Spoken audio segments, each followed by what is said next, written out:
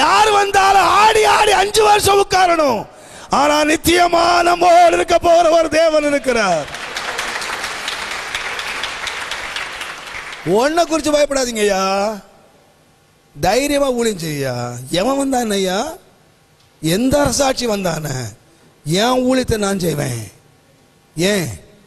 என்னோடு இருக்கிறவர் பெரியவர்.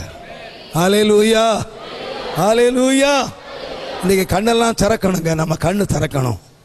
நம்மோடு இருக்கிறவர் யார், என்னோடு இருக்கிறவர் யார்? ஆண்டவரே, என் கண்களை திறந்துறப்பா, என் தேவனுக்கு என்னுடைய வல்லமே நான் அறியட்டும்.